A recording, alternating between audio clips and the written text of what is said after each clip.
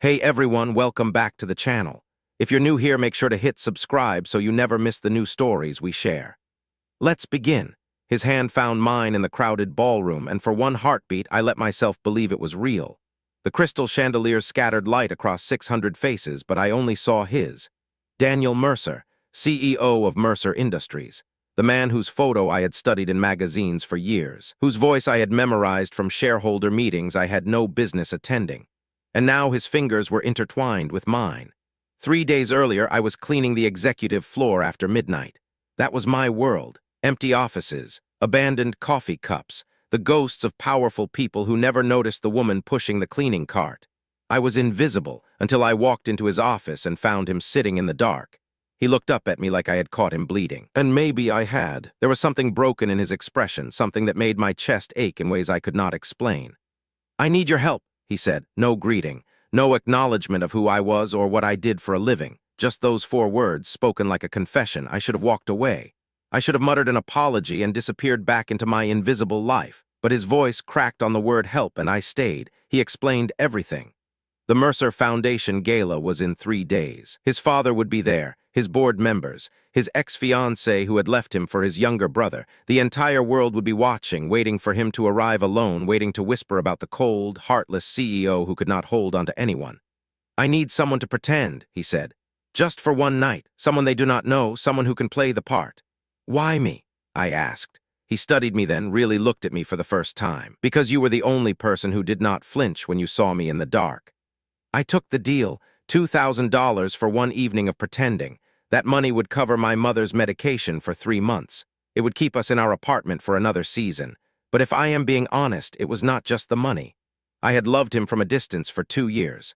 Loved the way he always worked latest on the floor. Loved the notes he left for the night security guard, thanking him by name. Loved the man beneath the headlines who sent anonymous donations to the children's hospital downtown. No one knew these things about him. But I did. I saw everything from the shadows, and now I was standing in a gown that cost more than my monthly salary, wearing borrowed jewelry, pretending to be loved by the man I actually loved. The cruelty of it was almost poetic. He squeezed my hand and leaned close, his breath warm against my ear. "They are watching us," he murmured. "Smile like you mean it." So I smiled, and it was the most honest thing I had ever done. The night had barely begun, but I already knew how it would end. With me walking away before sunrise, with him never knowing the truth. Some stories are not meant to have happy endings. I just did not realize this one would shatter us both. The Mercer Foundation Gala was held in the grand atrium of the Belmont Hotel. Gold-leafed columns stretched toward a painted ceiling depicting angels and clouds. Somewhere, a string quartet played Vivaldi like a heartbeat, keeping time for the wealthy. I did not belong here. Every step I took felt like trespassing. The women around me wore confidence like second skin, their laughter practiced and melodic. They knew which fork to use. They knew the rhythm of these rooms. I only knew how to disappear. But Daniel stayed close. His hand never left the small of my back, guiding me through conversations with senators and philanthropists, people whose names I had only read in newspapers. "This is Alina," he would say. No last name, no title, just Alina, spoken with a warmth that almost convinced me he meant it. I played my part. Smiled at the right moments, laughed softly when someone made a joke about quarterly projections, held his arm like I had held it 1,000 times before, and with every passing minute I fell deeper into the lie. Then his father arrived. Richard Mercer was a mountain of a man with silver hair and a gaze that could cut glass. He crossed the room like he owned it, because he probably did, and stopped directly in front of us. "So this is her," Richard said. His eyes moved over me like I was an acquisition to be evaluated. "The mysterious woman my son refuses to discuss." "Father," Daniel's voice tightened. "Not tonight." "Why not tonight? You bring a stranger to the most important event of the year, and I am supposed to smile and wave." I felt Daniel stiffen beside me. The vulnerability I had glimpsed in his office flickered behind his eyes, quickly buried under steel. "She is not a stranger," Daniel said quietly. "She is the person I chose." Richard laughed, but there was no warmth in it. "You do not choose anything, Daniel. You calculate, you measure risk and reward. That is why you are alone." The words landed like blows. I watched Daniel absorb them, watched his jaw clench and his shoulders square. He had heard this before, many times. I could see the scar tissue on his soul, layered thick from years of this quiet violence. Without thinking, I stepped forward. With respect, Mr. Mercer, I said, your son chose kindness over calculation when he noticed me. Perhaps that is something your ledgers cannot measure. The silence that followed was deafening. Richard stared at me. Daniel stared at me. Half the room seemed to hold its breath. Then Richard turned and walked away without another word. Daniel exhaled slowly. When he looked at me, something had shifted in his expression. Something softer. Something real. You did not have to do that, he said. I know. Why did you? Because I love you, I wanted to say, because your pain feels like my own, but I just smiled and took his hand. Because no one else was going to. The night stretched on like a dream I was terrified to wake from. We danced beneath chandeliers that dripped with light. His hand pressed firm against my waist, guiding me through steps I barely knew. I stumbled once and he caught me so seamlessly that no one noticed. Sorry, I whispered. I do not dance. You are doing fine, he said. Just follow me. So I did. I followed him across the marble floor while 600 people watched, believing they were witnessing a love story. They had no idea they were watching a tragedy in real time. Somewhere around midnight, we escaped to the balcony. The city sprawled beneath us, a glittering maze of headlights and skyscrapers. The autumn wind carried the distant sound of traffic, of life continuing beyond these gilded walls. Daniel loosened his tie and leaned against the railing. For the first time all evening, he looked exhausted. You are not what I expected, he admitted. What did you expect? Someone who would treat this like a transaction, someone who would keep their distance. He paused. You defended me to my father. That was not part of the agreement. No, I agreed. It was not. Then why? The question hung between us, dangerous and honest. I could feel the truth pressing against my ribs, begging for release. Because some things are more important than agreements, I said. He turned to face me fully. The mask he wore for the crowd was gone. In its place was the man I had seen sitting alone in the dark, lonely, wounded, desperately human.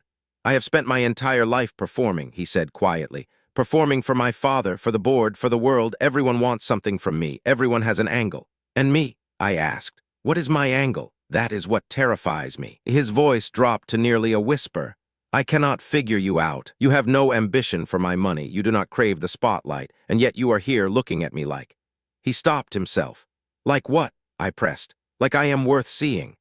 My heart cracked open in my chest. I wanted to tell him everything in that moment, that I had loved him for years from the margins of his life, that I knew the man behind the headlines, the one who left thank you notes and donated in secret. That tonight was not pretend for me. It had never been pretend.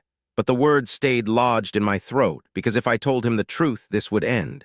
He would pull away, rebuild his walls, and I would lose even this borrowed intimacy. So I stayed silent, and the moment passed. Later, I would realize that was my first mistake. Silence has a cost, and I was about to pay it in full. The gala ended at 2 in the morning. Daniel's driver took us back to his penthouse, where I was supposed to retrieve my own clothes and disappear. That was the plan. One night, $2,000, then back to my invisible life. But when we arrived, Daniel asked me to stay. Just for coffee, he said. I do not want to be alone tonight. I should have refused. I should have protected what was left of my heart. Instead, I followed him inside. His penthouse was vast and cold. Modern furniture, minimalist art. Nothing on the walls that suggested a life actually lived there. It is not much, he said, noticing my expression. I am not here often. Where are you usually? Working, traveling, anywhere but still. He poured 2 cups of coffee and handed me one. Stillness makes me think too much. We sat on his couch while the city hummed below. For a long time, neither of us spoke. We just existed in the same space, sharing the same silence. Then he asked, Who are you, Alina? Really? The question was so direct, so vulnerable, that I nearly choked on my coffee. I am no one, I said. Just a cleaner who happened to find you in the dark. That is not what I mean. He set down his cup. Tonight you looked at me like you knew me, like you had known me for years. How is that possible? My hands started trembling because he was right. He felt it. The recognition that should not exist between strangers. I thought about lying, about deflecting with humor or changing the subject. But something in his eyes stopped me. He deserved the truth. I have worked at your company for 2 years, I began. Night shift. You have never seen me because I am gone before sunrise, but I have seen you. His expression shifted, confused. I have seen you work until 3 in the morning when no one else remains. I have seen you leave handwritten notes for security guards and custodians, thanking them by name. I have seen you cry at your desk when you thought no one was watching. His breath caught. I know you, Daniel, not the CEO, not the headlines. The man who sits alone in the dark because he does not know how to ask for help. The silence that followed was absolute. When he finally spoke, his voice was barely audible. Why did you never say anything? Because people like me do not approach people like you. We just watch and wonder what it would be like to matter. He stared at me like I had rewritten everything he understood about the world, and then he asked the question that changed everything. Did you agree to tonight because you needed the money or because you wanted to be close to me? I could not lie anymore. Both, I whispered. The word hung in the air between us, irreversible and raw. Daniel said nothing. His face was unreadable, cycling through emotions too fast for me to interpret. Shock, confusion, something that might have been hope, and that hope was the cruelest part because I had already made my decision. I cannot do this anymore, I said, standing from the couch. My legs were unsteady, but I forced them to move. Tonight was supposed to be pretend, but it was never pretend for me. Not one moment. Elena, wait.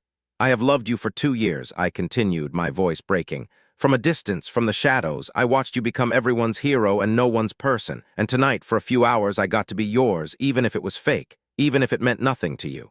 It was not nothing, he said, rising to his feet. You have to know. I know that you hired a stranger to hold your hand so you would not feel alone at a party. I pulled the borrowed jewelry from my ears, set it on the table. I know that you will wake up tomorrow and this will be a story you tell at dinner parties, the night you paid your cleaning lady to be your date. That is not fair. None of this is fair. Tears burned my eyes, but I refused to let them fall. I came here tonight knowing exactly what this was, a transaction, a performance, but somewhere between your father's cruelty and the way you held me on the dance floor, I let myself believe it could be more. I walked toward the door. Where are you going? His voice cracked. Back to my life, back to the night shifts and the invisibility and the quiet. I turned to look at him one last time. You will forget about me by next week, but I will carry this night forever. I will not forget you. You already did, 2 years of passing each other in the same building, and you never saw me once. His face crumbled. That was when I saw it. The shattering, not dramatic, not loud. Just a slow collapse behind his eyes as the weight of the truth crushed something inside him.